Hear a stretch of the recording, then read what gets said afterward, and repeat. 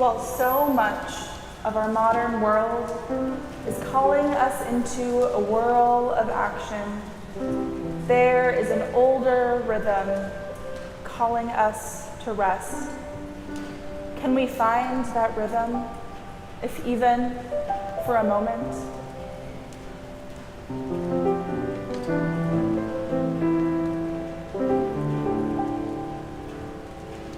Gather in, all people, gather in. There's a place here for all people, gather in. 'Cause when I sit beside your spirit, the road seems a little less dim. Gather in, all the people, gather in.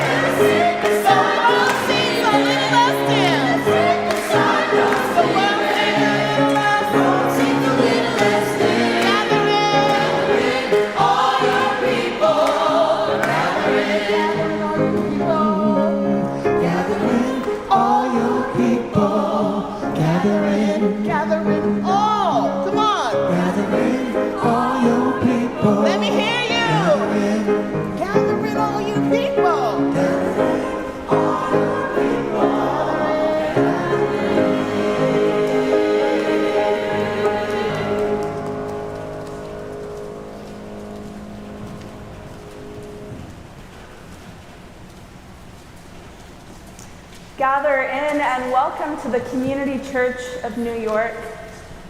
We are a Unitarian Universalist congregation, and our mission is to grow as a caring, justice-making, anti-racist, diverse spiritual community. Each month we gather around a theme that helps guide our reflection and practice. And this August, our theme is rest.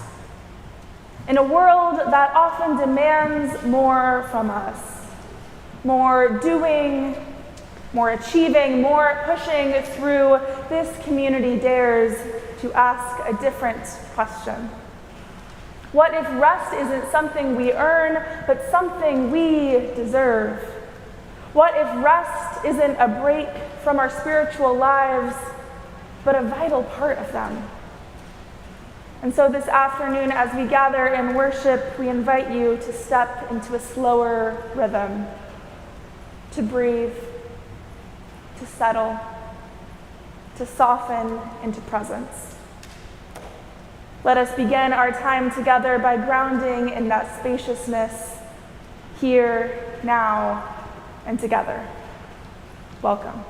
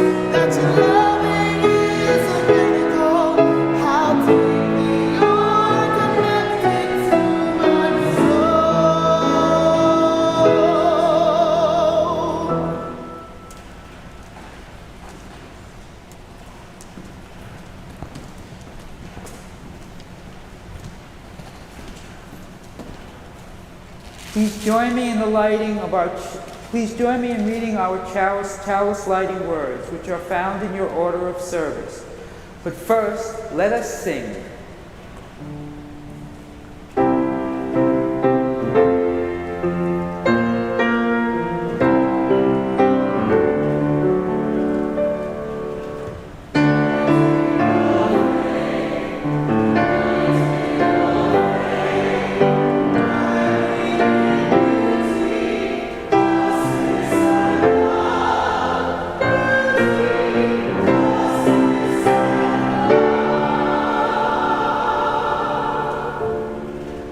Light the chalice, the flame that guides and unites our church, kindling the flame of love that burns at the center of our faith.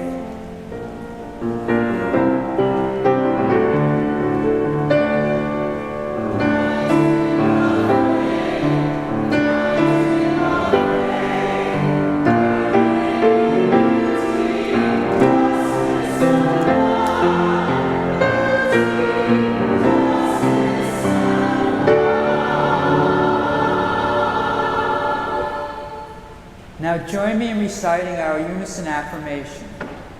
Unto the Church Universal, which is the depository of all ancient wisdom and the school of all modern thought, which recognizes in all prophets a harmony, in all scriptures a unity, and through all dispensations a continuity, which abjures all that separates and divides, and always magnifies humanity and peace, which seeks truth and freedom, justice and love, and individual discipline in social duty, and which shall make of all persons one beloved community. Unto this church and unto all its members, known and unknown, throughout the world, we pledge the allegiance of our hands and hearts. We greet each other on Sundays as part of our liturgy. We turn to our neighbor, whether they are strangers or old friends, and welcome them to our shared space.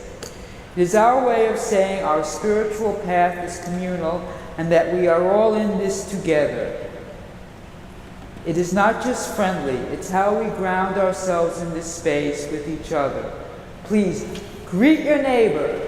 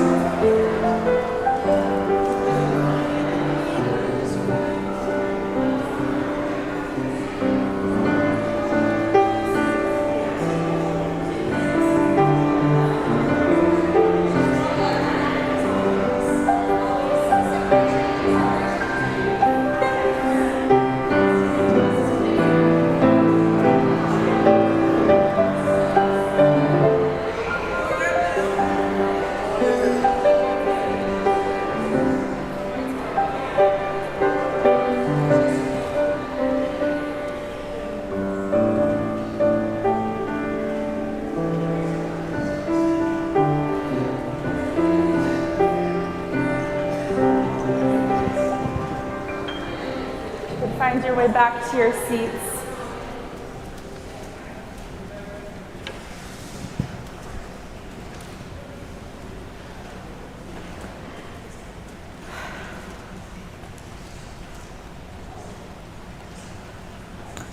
Earlier this week, just about a mile uptown, at 345 Park Avenue, 4 lives were lost in a mass shooting, the deadliest in our city in over 20 years. We hold those affected and our grieving city in tender care today. And this same week, flash flooding displaced neighbors across the city, disrupting homes and commutes and safety. And far from here, in Gaza and all over the world, a humanitarian crisis has gone on for far too long, causing death and devastation to innocent families. These are all threads in the same fabric of suffering, stitched together by systems of injustice, by greed, by indifference. And here at Community Church, we choose to respond differently. So we begin today not in despair, but in attention, in care. We begin by reminding one another that this pain deserves witness, that we do not carry it alone, and that love, real, collective, active love, is still possible.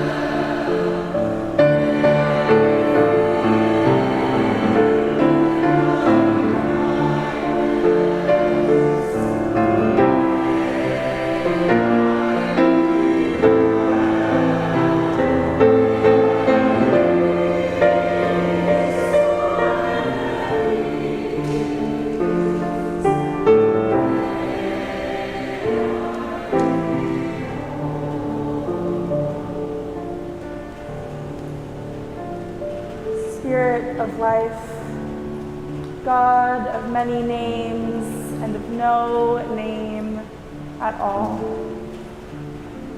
For all that we carry, the heaviness, the hope, the quiet questions, may we be gentle with ourselves. May we find rest when we are weary, and courage when we are called to act.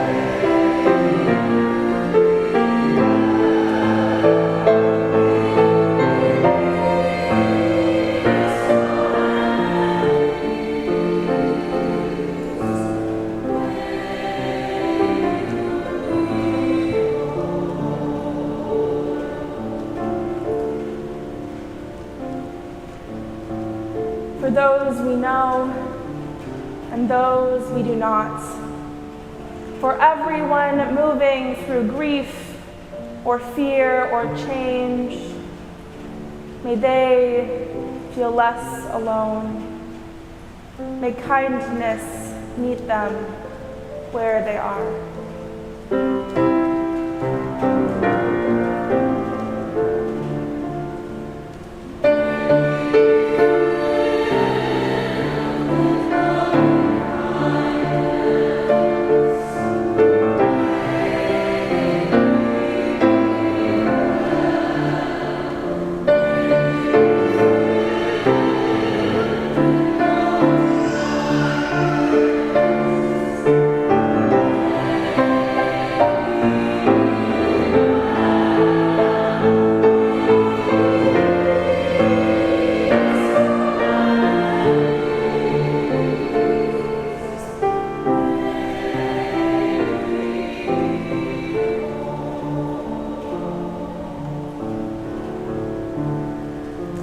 In a moment, you will be invited forward to come light a candle for what you carry, for those you hold in your heart, for the world we are trying to build together. Please come forward.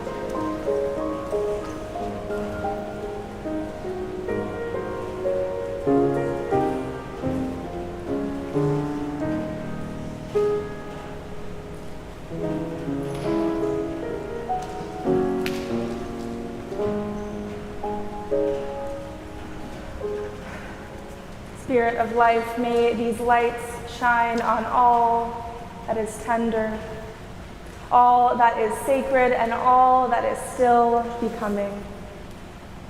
May they remind us that we are not alone and we are not powerless.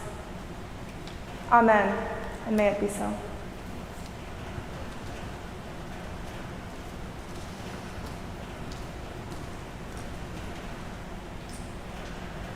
So our wisdom story for today takes place over 2,500 years ago in a small kingdom in northern India.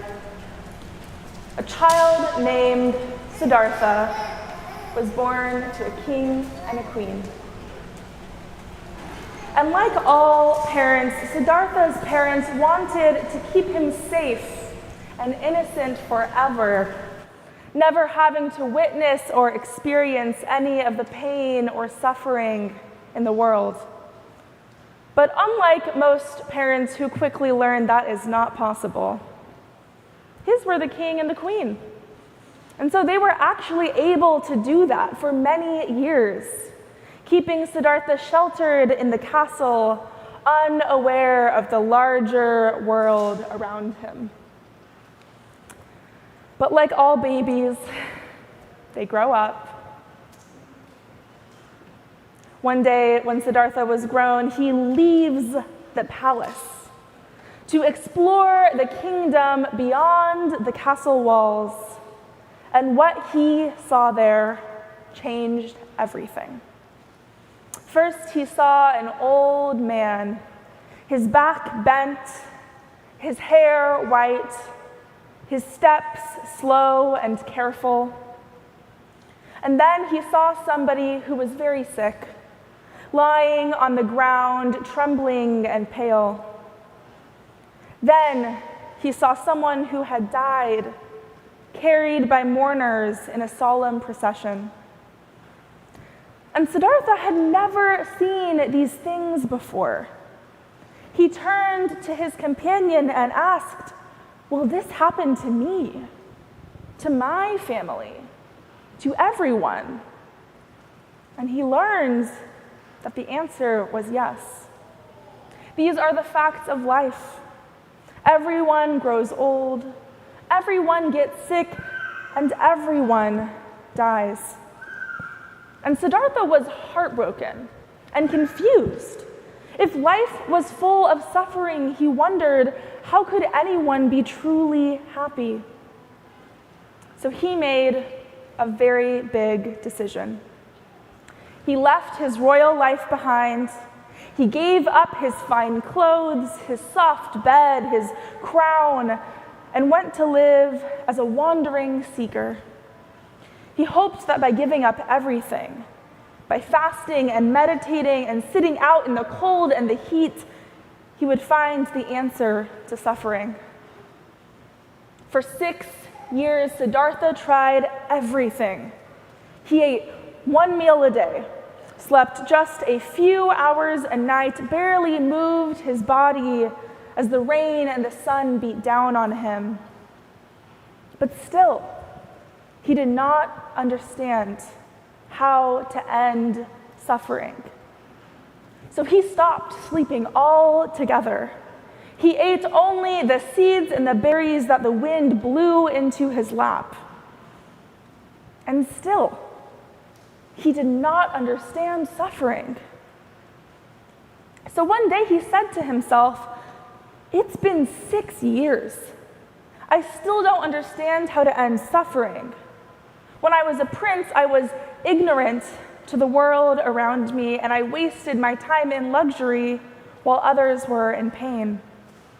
And when I left, I joined others in their pain, but I haven't come any closer to finding the way to end suffering. So maybe, just maybe, there is another way, an in-between, where I can discover the truth." So Siddhartha set off once again, finding some nourishment and taking some time to rest, just enough so he had strength to continue on his journey. He didn't return to the palace, but he found a Bodhi tree to sit under and meditate. And thus concludes our wisdom story.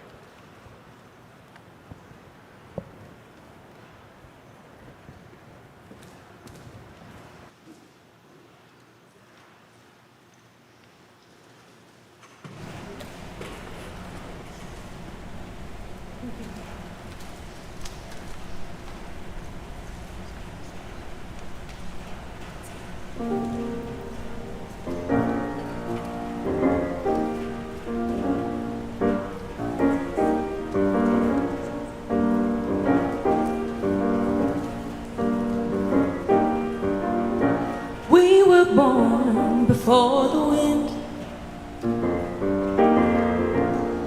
all so young than the sun. Ere the bonny boat was not wide, as we sailed into the mystic,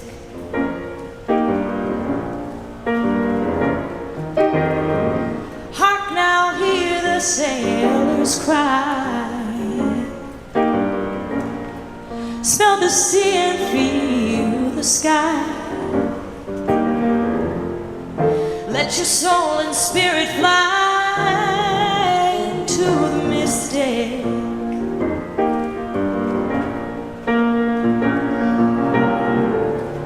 And when that foghorn blows, I will be coming home.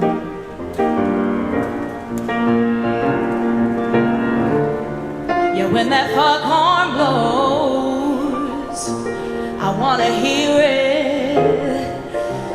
And I don't want to fear it. I want to rock your gypsy soul, just like way back in the days of old. And remember, we will float into the mystic.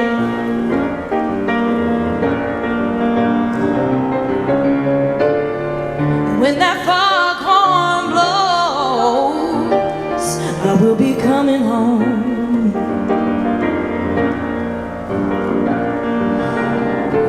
Now, when that foghorn blows, I want to hear it. And I don't want to fear it. I want to rock that gypsy soul.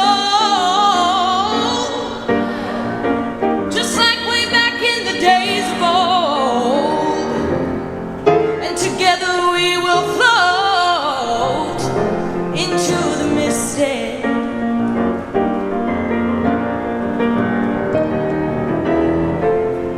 And together we will float into the mystic.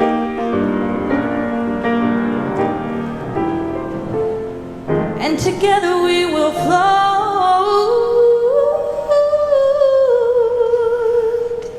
into the mystic.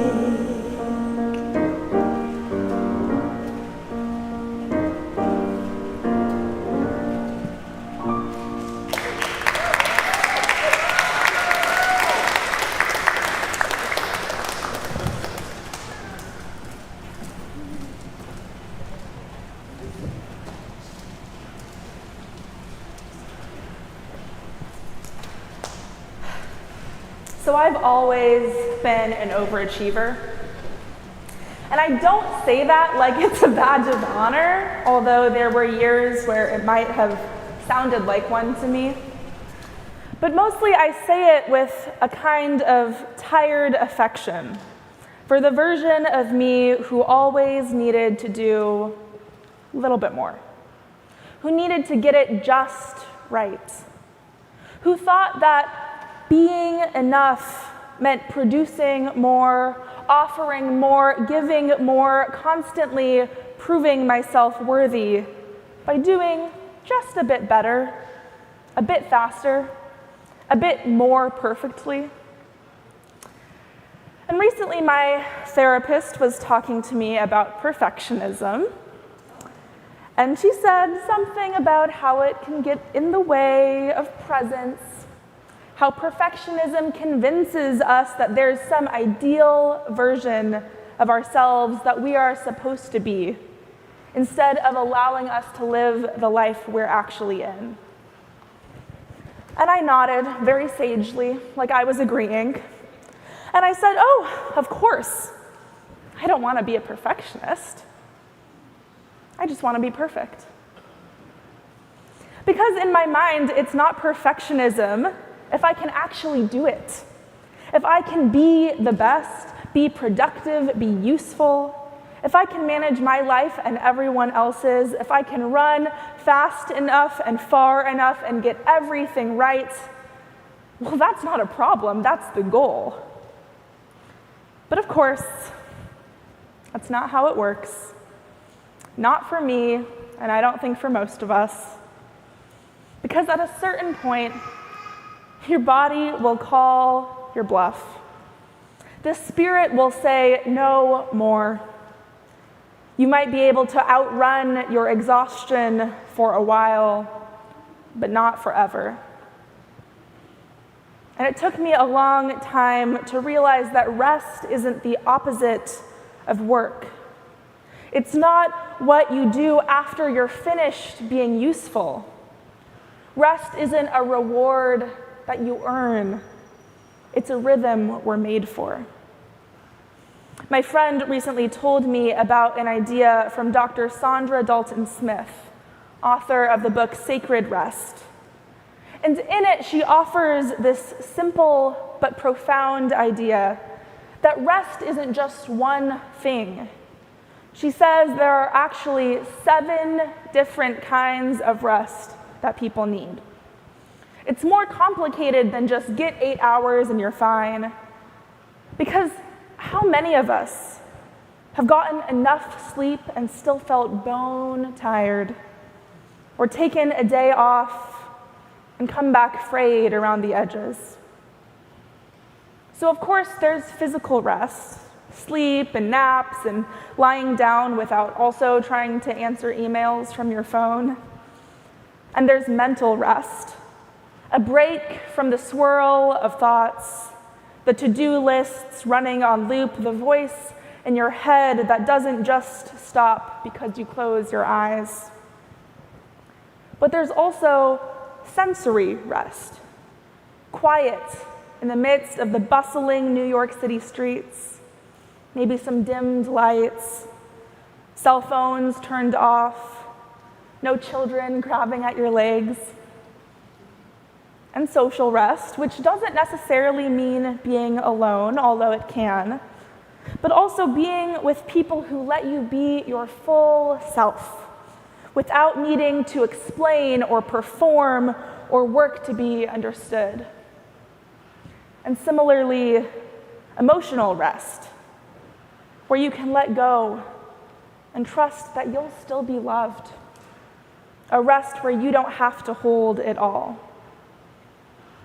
And then there's creative rest, a moment to remember that you are more than just a producer of things, that you get to take in beauty too, to look at the sky or listen to music or let something small and lovely take your breath away. And finally, there's spiritual rest, the capacity to experience something sacred in the world, to be reminded that you are a part of something greater than yourself.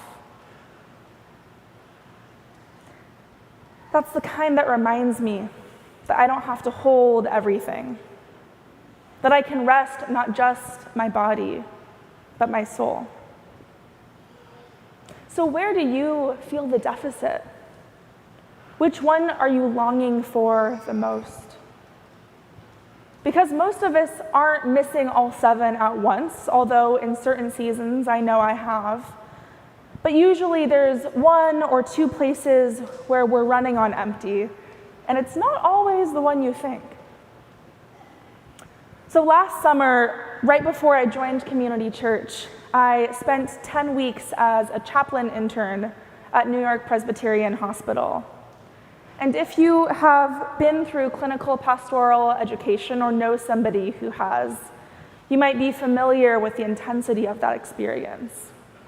Basically, it's 10 weeks of deep immersion in hospital life, of walking into rooms where people are grieving or recovering or holding on by a thread, and trying to be a calm, compassionate presence in the midst of it all.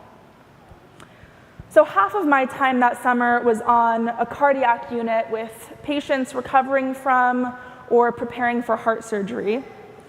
And the other half was in the cardiac NICU, the newborn neonatal intensive care unit, where I visited infants and their families, most of whom were navigating long and uncertain medical journeys. And it was beautiful work.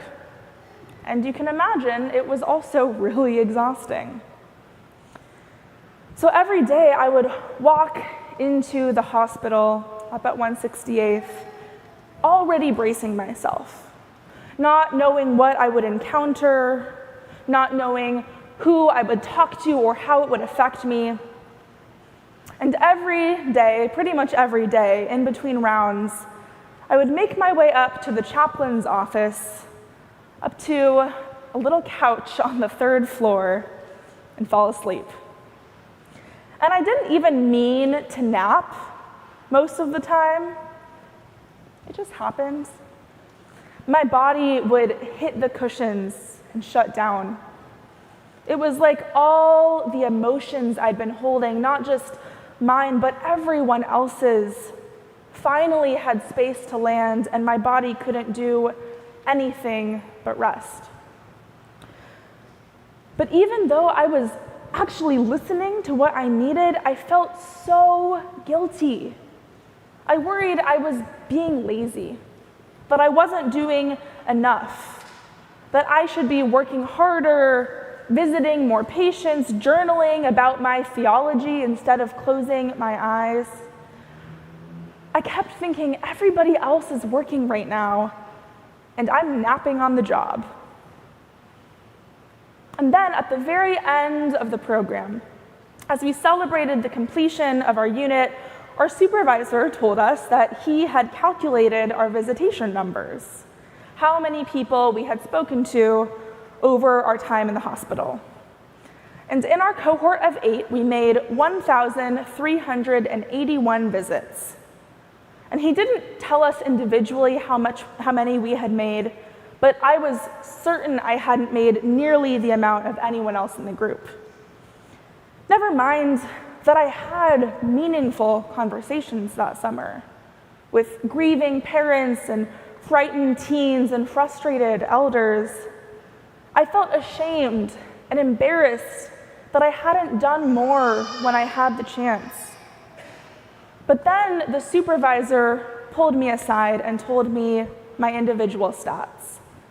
I had visited 176 patients over the summer, and I won't make you do the math, I already did it. It's just barely, almost exactly, the average number of visits for our group. So all of that guilt, all of that worry that I hadn't done enough, all that shame about taking some naps, it hadn't meant that I wasn't doing my job. It just meant that I was doing it in a way that made space for me, my limits, my body, my spirit. I had found my rhythm, not someone else's, but mine. Because rest is part of the work. It's part of the life of the Spirit. When we rest, not just sleep, but truly rest in all of the ways that we need, we are saying that we are more than we produce, that our worth is not measured by output or perfection, that we all belong even when we pause. As Unitarian Universalists, we believe in the inherent worth and dignity of every person. Not earned worth, not conditional worth, inherent, meaning it's already there, meaning you don't have to prove it. So if that's true, if that's really true and we really believe that, then rest is not a failure. Rest is a spiritual affirmation of our belovedness.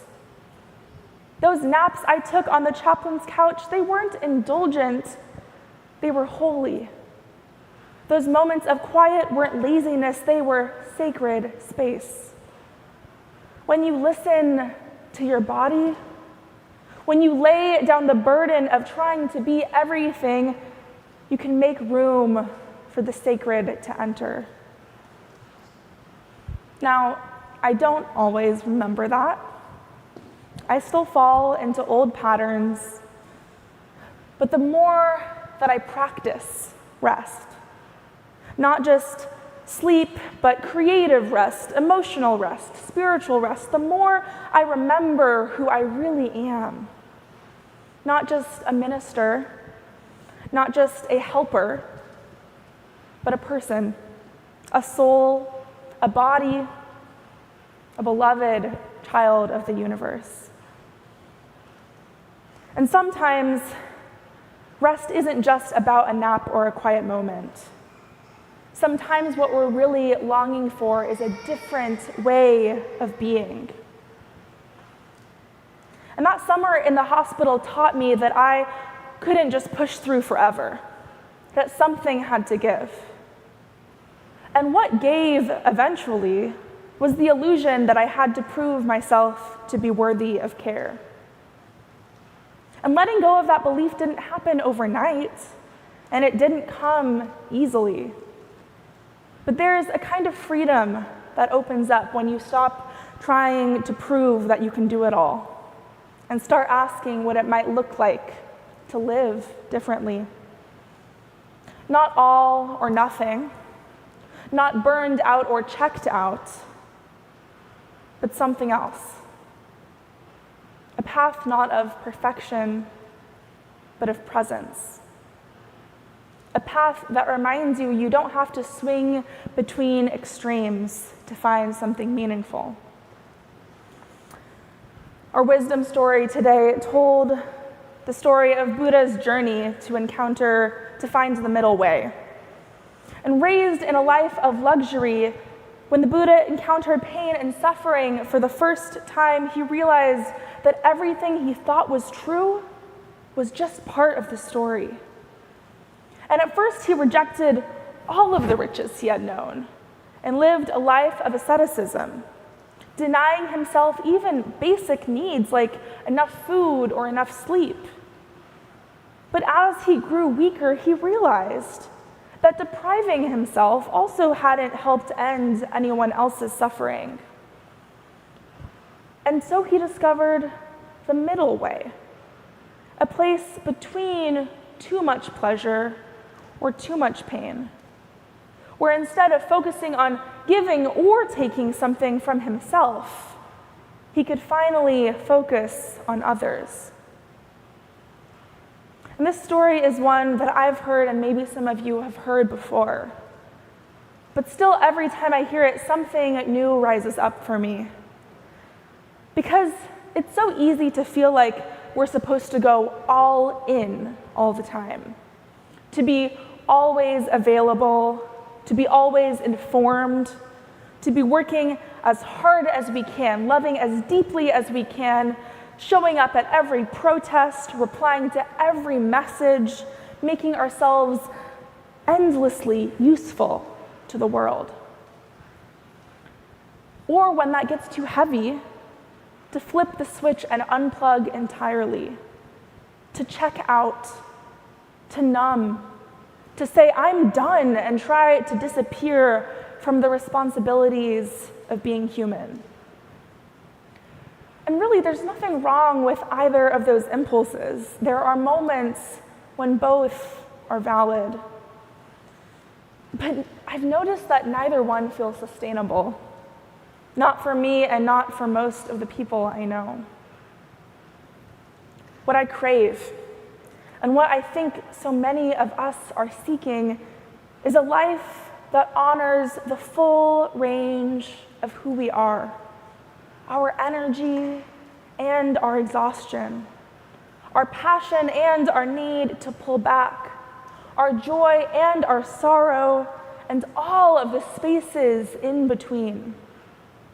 What I want is to live in a way that doesn't flatten or deny the richness of my experience, but also doesn't demand that I burn out trying to be everything to everyone.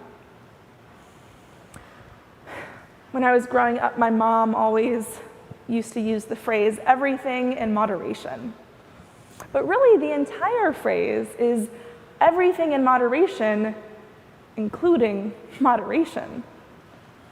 And that's really what I think the middle way is about.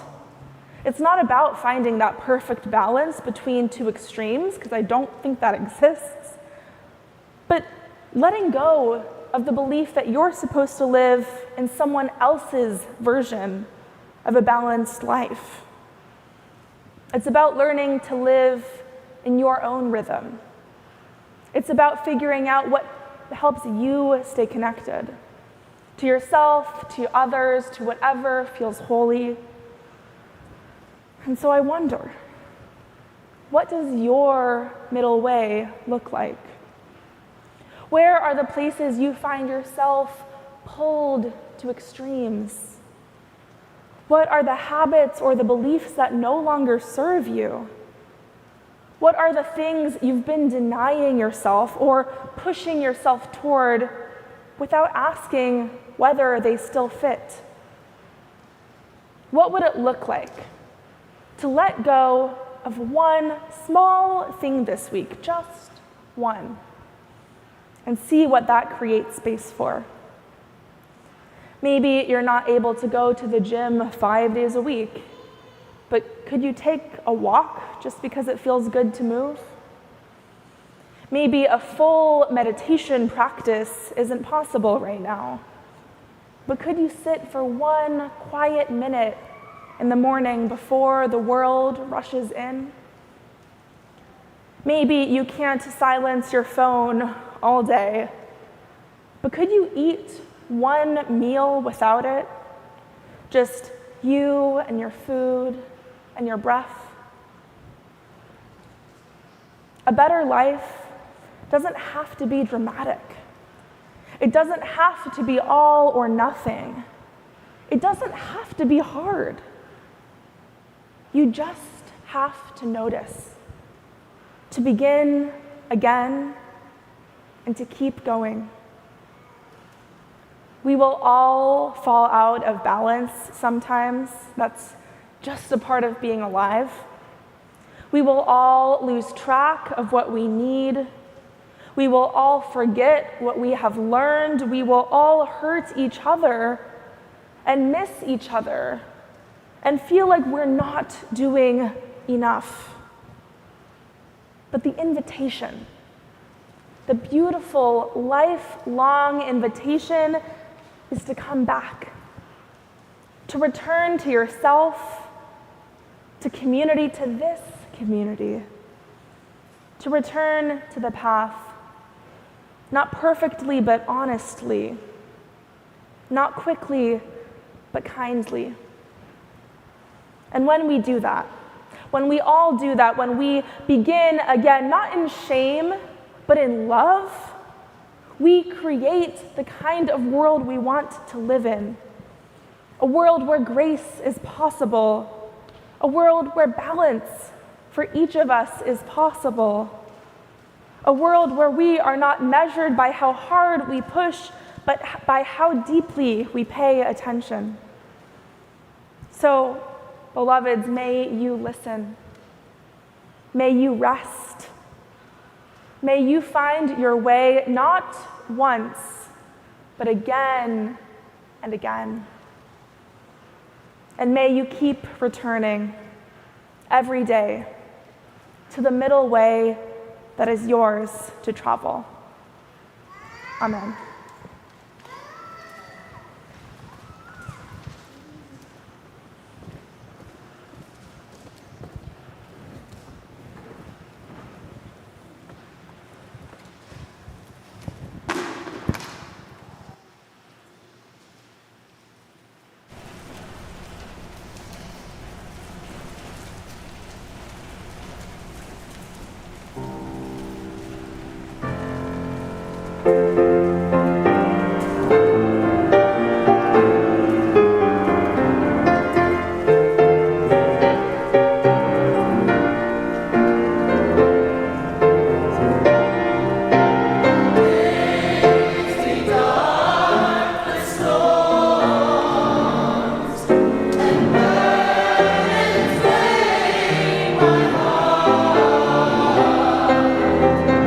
The troubles may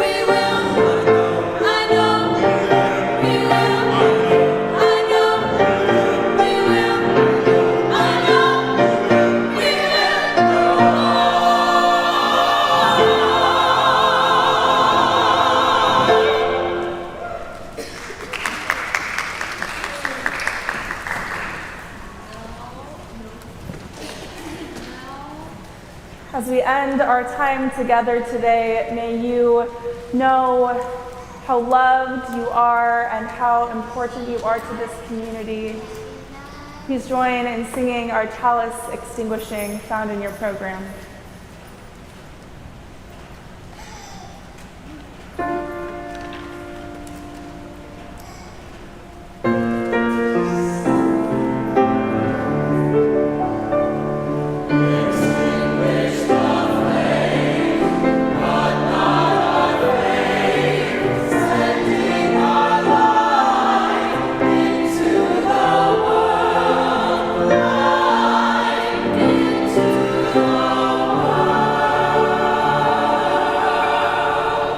Send our light out into the world, everywhere where hope and healing are needed. Go in peace.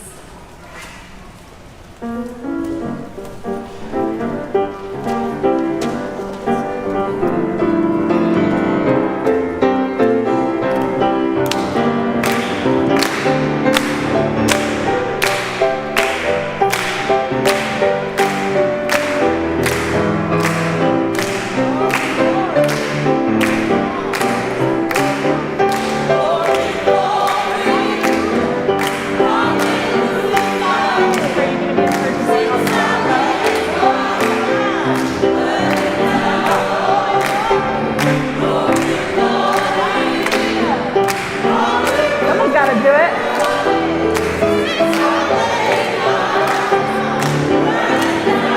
Life is sweeter. Life is sweeter.